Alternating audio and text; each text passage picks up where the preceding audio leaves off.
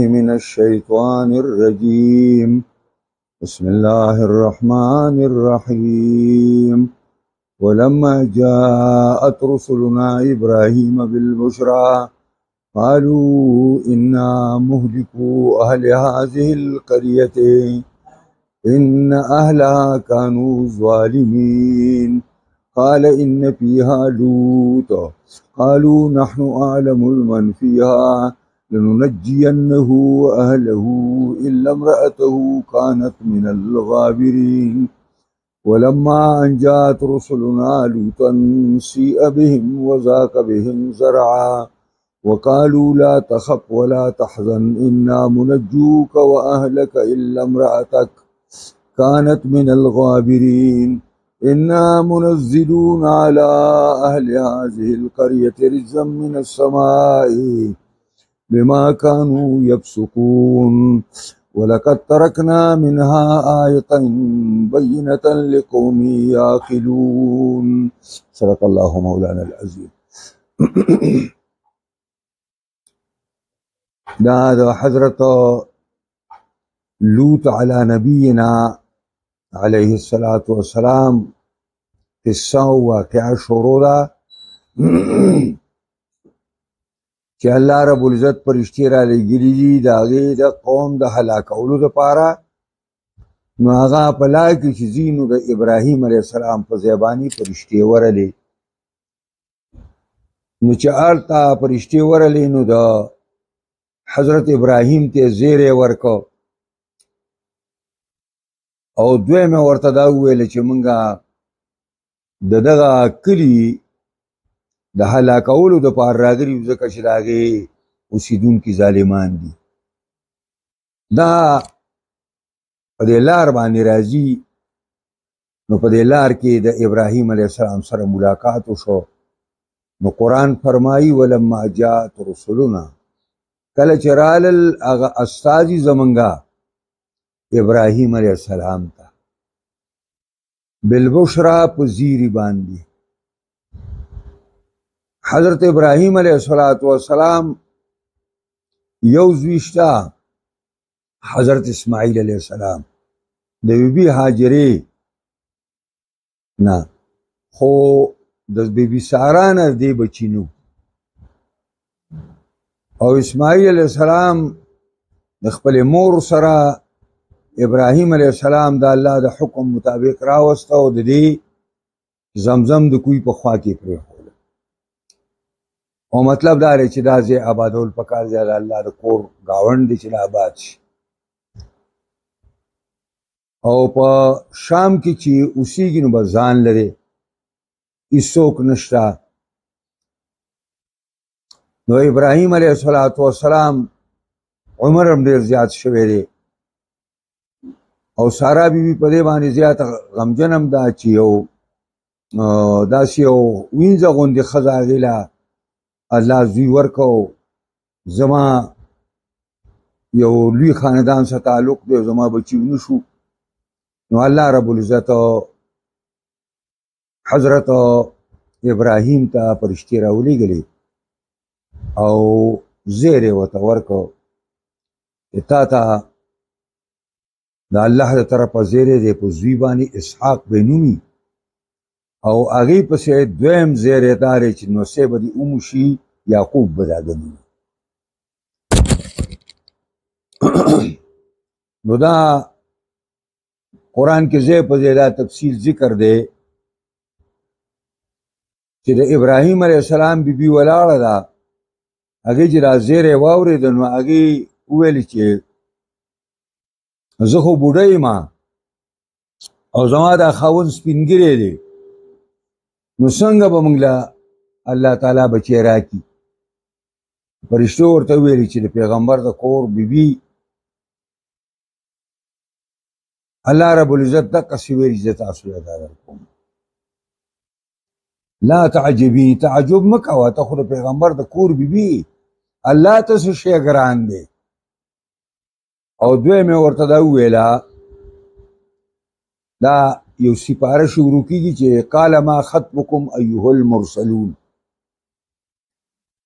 زیری چې ابراهیم علیه السلام ته ملاو شو نو ابراهیم علیه السلام تپوس وکړو چې کله زیری خبره وی خو یو کس پکارو تاسو خو 11 کسان راغلي یئ لوی جمع غفیر یئ دا سره پاره غټ کارم سره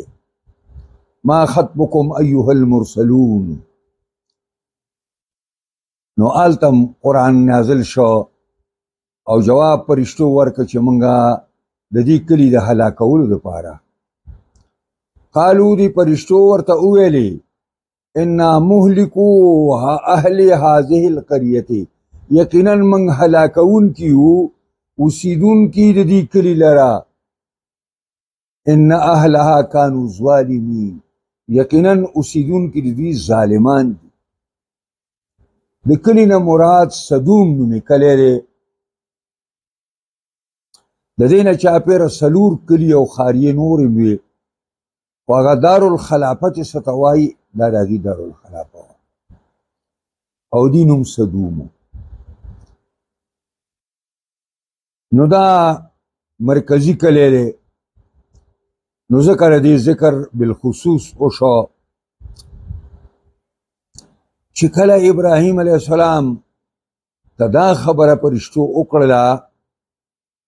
نو حضرت ابراهیم علیه السلام پرشتو ته وایي چې په یو کلي کې 300 مسلمانانی نو تاسو به کلی ورانوئ ویل نه راځي راځي راځي راځي راځي په آخر کې ورته ویل چې یو مسلمان پکې ویل چې یو پکې نو هغه هم موږ نه ورانو خو موږ په هغه چا باندې ښه پوهه یو چې په دې کې څوک دي مؤمنان پکې موږ ته معلوم دي هغه حضرت لوط دی او د هغه ملګري دي هغه به ترې موږ وباسو او پرشتو ورته وویلې چې دا ابراهیم علیه السلام د الله په خبرو کې موږ سره جګړې مه کوه دا ستا د رب نه یو اټله فیصله ده نه واپس کېدونکې فیصله ده چې دا قوم الله نور نه پرېږدي دا د مخ د ځمکې نه الله لرې کوي او دا د مفسرینو لیکلي دي چې یو پیغمبر هغې پورې بددعایي نه کوي د خپل قوم دپاره چې څو پیغمبر ته په ذهن کې دا خبره کېنولی شي چې د ما د قوم عدم دا وجود نه بهتر دی چې دا ورک شي او ختم شي نو پس د هغې نه به هغه بددعایي وکړي چې خدای دا ګنده فاسده ماده د دې مخ د ځمکې نه لرې کړي نو قال ان فيها لوط یقینا په دې کلي کې خو لوط علیه السلام هم اوسېږي دا الله پیغمبر دی قالو پرشتو ورته ویل چې نحن اعلم بمن فيها موږ واقف یو په هغه کسانو چې په دې کلي کې دي نو څه به کوئ هغې سره لننجینه واهله خامخا به موږ خلاصو حضرت لوط لره واهله او د هغه کورنۍ الا امرأته مگر یو ښځی نه کانت من الغابرین ای به دا په رستو پاتې کېدونکو خلکو په عذاب چې کوم خلک په عذاب کې رستو پاتې کېږي دا به ورسره وي د حضرت لوط علیه السلام 2 بیبیانې وي دا یو بیبي دا مشره ده او دا د دغه قوم خور لور ده د دغه قوم په دې عمل باندې راضي ده دغه قوم ته مایله ده او یو بیبي د حضرت دادا او 2 لوڼه دي دا د حضرت لوط علیه السلام په لار باندې نو ستا ټول اهل به بچکو مگر یو زنانه به دې پاتې هغه به په رستو معذبینو خلکو کې پاتې کېږي او به معذبه کېږي بس پرشتو مخه واخیسته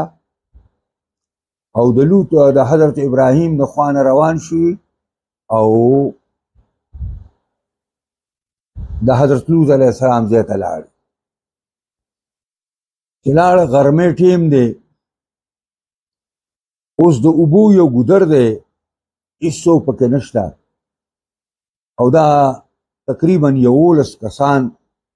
د ښایسته او ښایسته هلکانو په شکل کې جبریل له ملګري ورسره دي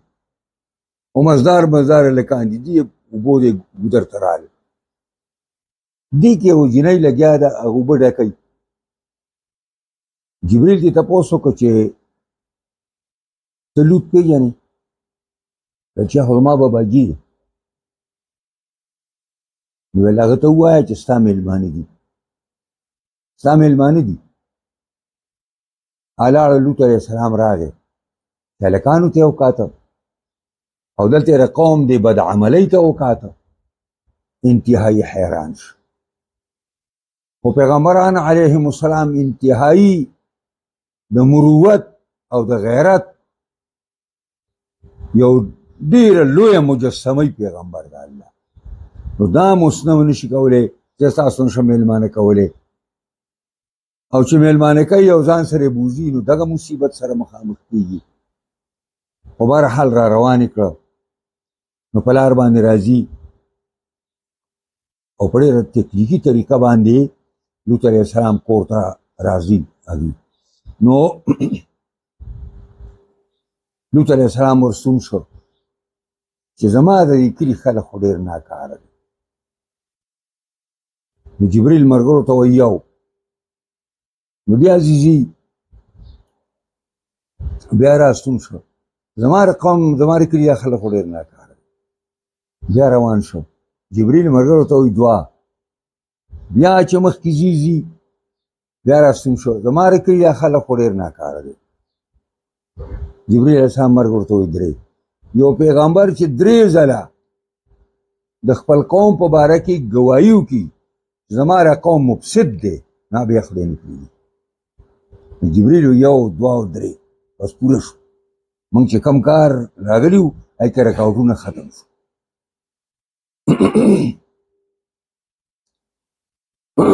نو ځکه قرآن وایي ولما ان جاءت رسلنا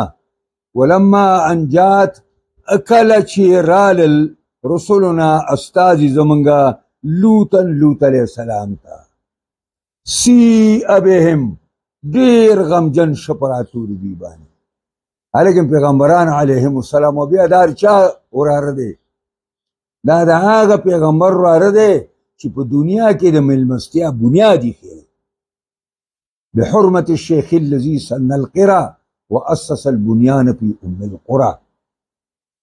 د مېلمستیا بنیاد ابراهیم علیه السلام په دنیا کې دا داسې کورنۍ نه دی انتهایي خفه شه د دوی په راتلو باندې او وضاق بهم زرعا او تنګ شه په دوی باندې په اعتبار د سینې او د زړه سره دا سینې یې راتنګه شو چې الله څه چلو کوم اوس دې مېلمنو سره کور ته یې راوستل په ډېر تکنیکي طریقه او بس ورمرې پورې کو غرمه ده بس څوک خبر نه شو اوس کور کې جاسوس ناست دی لکه د ایران چې څه نه څه ووالی شه نو د خپلو کورنو جاسوسانو د لاسه نو اوس کور جاسوس ناست دی د قوم بوډۍ ناسته ده بوډۍ چې وړو ته هلکانو ته وکتل غلي ووته او د قوم مجلسه لاړه ورته ویل چې دغه داسې مېلمانه راوستي دي چې سمې پرشتې دي رښتیا پرشتې وې بس دغه لیوان را په مخه شوي دي حضرت لوط علیه السلام دروازه پورې کړه دوی پرې دیوالونو باندې راوچت په دیوالونو راوړي نو حضرت لوط علیه السلام ویل چې لو کان لی بکم قوه او آوی الی رکن شدید یاره زما پر خپل مټ کې دونه واس وای کنل او یا ما یو زبردستی پوشتې ته ډډه والی وې زما یو زبردسته غټه قبیله وې او در پسې مې راوستی او مردار کړي مې وې په تاسو نبي علیه السلام وایي زما پر ورور لوط ته خدای رحم وکړي وایي د الله نه رکن شدید څه دی لوی رکن خو الله دی لوی د طاقت سرچشمه خو الله ده خو بتقاضای بشریت هغه د خپلې نه دا خبر راووتله بهرحال دا مشکل ټیم و نو هغه د افسوس که یو جبریل دی اوس بیغمه ناست دی چې دې حد ته ورسېد کنه او دا الفاظ یې ویلې جبریل راپاسېد ورته یې ویلې ورته وایي لا تخف مه یریږه په موږ باندې په موږ مه یریږه او بل ځای کې وایي لا تصلو الیک تا ته نقصان نشي رسولی موږ پرېږده موږ خو د الله فرشتي یو زمونږ خواله څوک راتلی شي خو تا ته هم تکلیف نشي درکړی او ولا تحزن مه غمجن کېږه په هغې چې ستا کور والا به ستا د کور یوه حصه به پکې هم سیلاب وړي تا یو بیبي به هم شاملوي په هلاکېدونکو کې او ورته ویل چې انا منجوک و اهلک موږ دې لپاره راغلي چې تا خلاصو او ستا کور والا خلاصو الا امرأتک مګر یو بیبي به دې نه وي کانت من الغابرین چې دا په وروستو پاتې کېدونکو خلکو کې په عذاب کې پاتې کېږي او ورته وویلې چې انا منزلون علی اهل هذه القریة منګه نازلونکي یو په دې کلیوالو باندې رجزا من السما عذاب د جانب د اسمان رجز ګنده عذاب ته وایي ګنده قوم و ګنده عمل و عذاب په الله ګنده نازل کړ بما کانوا یفسقون په سبب د هغې چې دوی فسق او فجور کوو په دا جبریل علیه السلام ته چې دا خبره جبریل وکړه نو حضرت علیه السلام ورته وایي دا شپه بیا چې دا کله به د عذاب راځي ویل چې سار کې به راځي سار نو زر نه راځي چې دا عذاب زر راشي نو هغه ورته وایي قرآن کې بل ځای ذکر دي الله الیس الصبح بقریب ولې سبا نږدې نه دی ته خپل اهل و عیال ځان سره روان که وځه او شاته مه ګورئ او نیغ وځئ دې علاقې نه شاته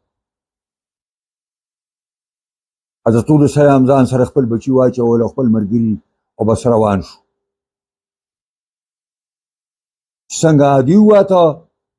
بعد جبریل علیه السلام د خپل وزر داسې لاندې کړه داسې او د ځمکې سره یې دا ښارونه اوچت کړه داسې اسمان طرف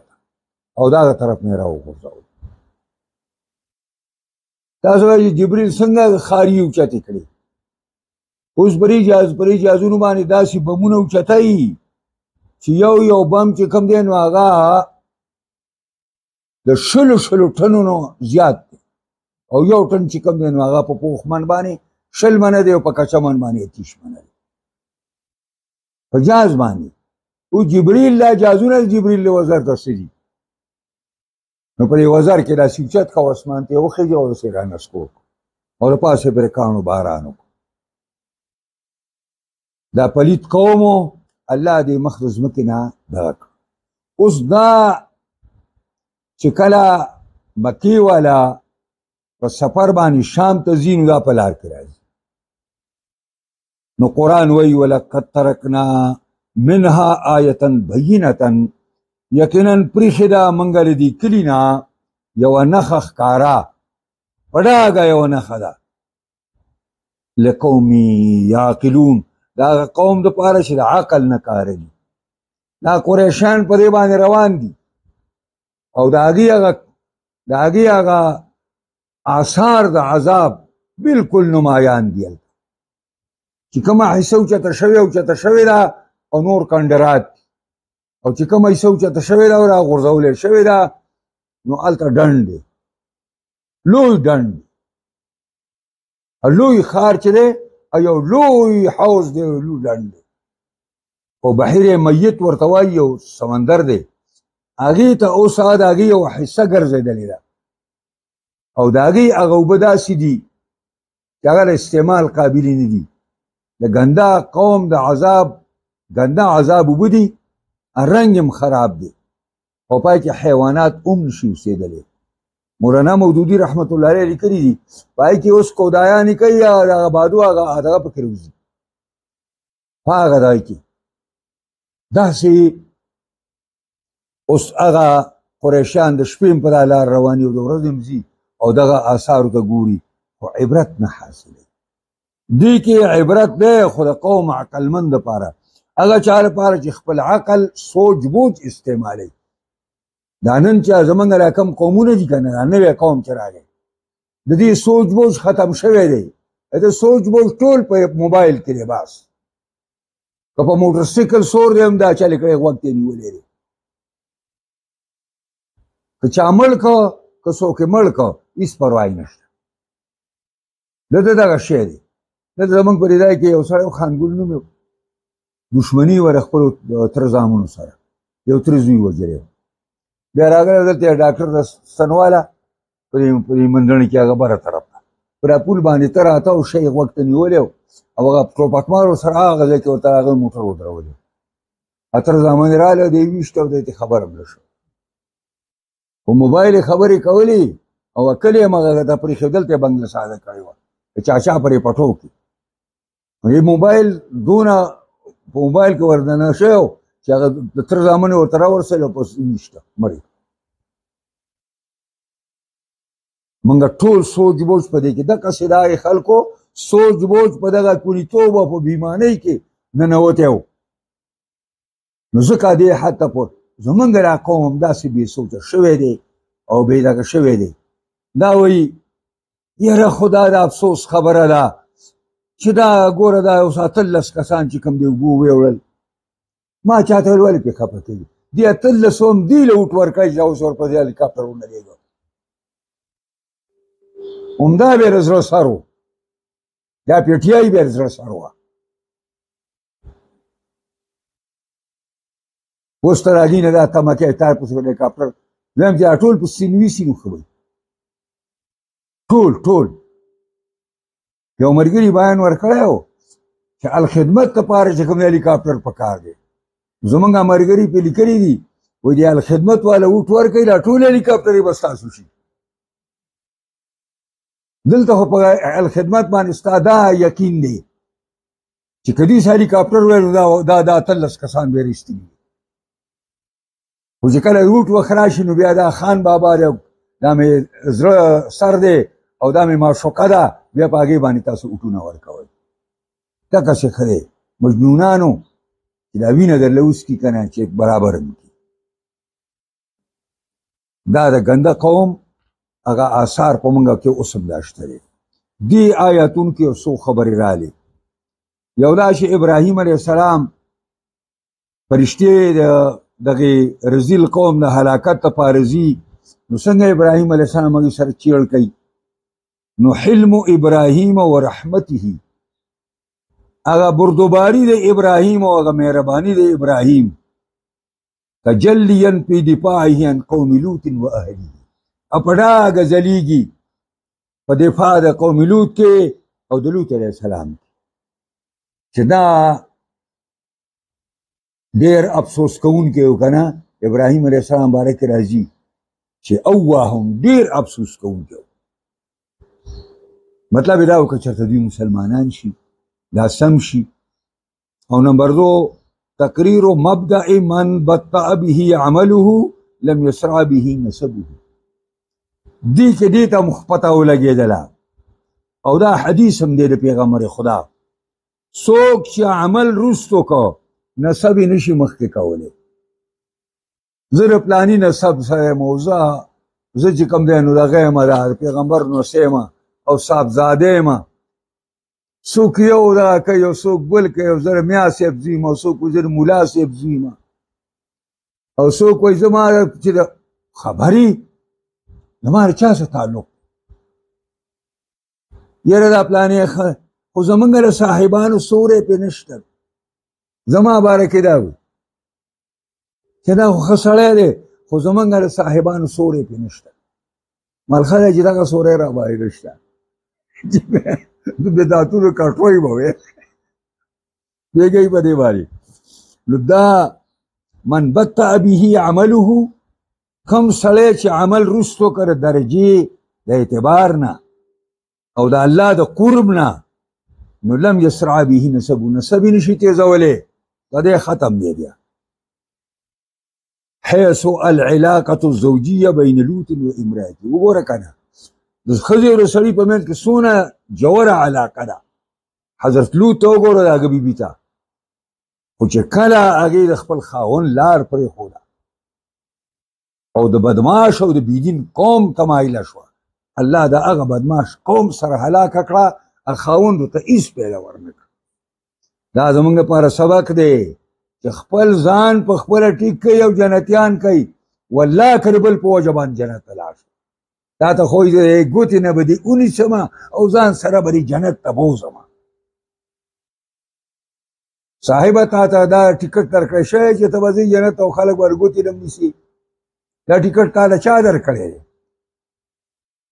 دا له قرآن او سنت د کوم دی نه تا فهم کړی دی؟ نو وایي وامرأته العجوز لم تنفعها، دی بوډۍ ته هېڅ پیدا ورنه کړه وه، هلکت او تباه شوه. لأنها كانت من الظالمین، ظالمان نه وه. بقلبها و سلوک، اړې د هغوی سره و، طور او طریقې د هغوی سره وي. او نمبر 3 مشروعیت الضیافه، چې میلمستیا یو امر مشروع دی په اسلام کې. وتأکدها فی الاسلام، او چې کله اسلام راغی نو دا یې نور هم مضبوطه کړه. لحدیث صحیح، د وجه د یو صحیح حدیث نه، من کان یؤمن بالله والیوم الاخر فلیکرم ضیفه. څوک چې په الله او رسول ایمان ساتي نو د میلمه عزت به کوي، د میلمه قدر به کوي. او نمبر 4 التندیم بالفسق، زورونه ورکړل په فسق او فجور باندې، عن طاعت الله، د الله تابعینا، او سبب الهلاك الامم والشعوب، او دغه ظلم سبب دی د هلاکت د جماعتونو، د امتونو او د ډلو او د قبیلو. نمبر 5 فضیلت العقل، عقل زبردست شی دی. کله اذا استعمله سائو فی التعرف الى الحق والباطل والخیر والشر، عقل بهترین شی دی. خو کله چې د عقل خاوند د خپل عقل په معلومولو د حق او د باطل کې او د خیر او د شر کې خپل عقل استعمال کی، خیر سره دی باندې نظر وکړي او شر سره او حق څه شی دی او باطل څه شی. موږ د دې نه بالکل خبر نه یو. په اله کې دا قوم روان دی، دا نوی قوم، دا خو بالکل د څه نه خبر نه دي او د دوی د عبادتونو سره هم څه دغه نشته. د جمعې په ورځ باندې ټول روځي سره هلته دی توت لاندې کېږي، هغه سنت هم نه کوي. دا دغې سره بزرګ زامن دي چې دوی یقین دی چې موږ به الله معاف کوي، زموږ اعمال بهتري او زموږ فرض دونه ډېر دي چې د ګناهونو نه کم دي.